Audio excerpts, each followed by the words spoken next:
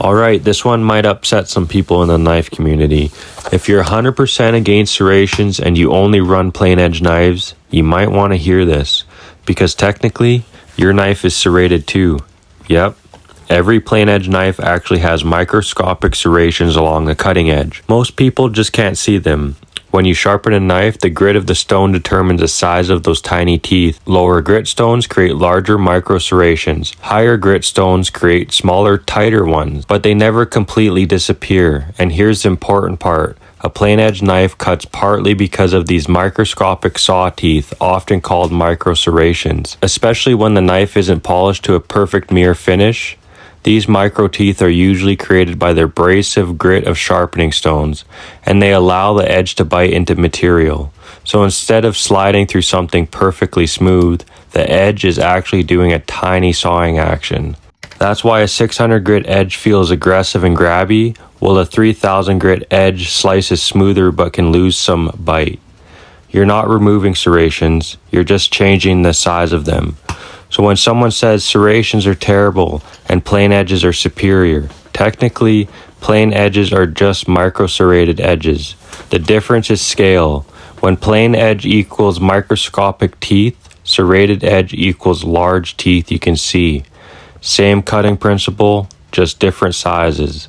If you completely hate serrations, you might actually be hating the very thing that makes your knife cut. Now here's where it gets really interesting. In a sense, the more polished your blade becomes, the more you're actually reducing those micro serrations that help the knife bite into material. When you polish an edge to a mirror finish, you're making it extremely smooth. That can be great for push cutting things like shaving hair or slicing soft material, but in many real-world cutting situations, rope, cardboard, wood fibers, meat, hide, you actually want a little bit of tooth on that edge. Those microscopic teeth help the blade grab and start the cut. So when you polish an edge too much, you can actually take away some of that cutting aggression. And there's another thing people don't talk about. When an edge is extremely thin and polished smooth, there's less tooth structure supporting the edge. That can make it more prone to rolling or folding, especially during harder use.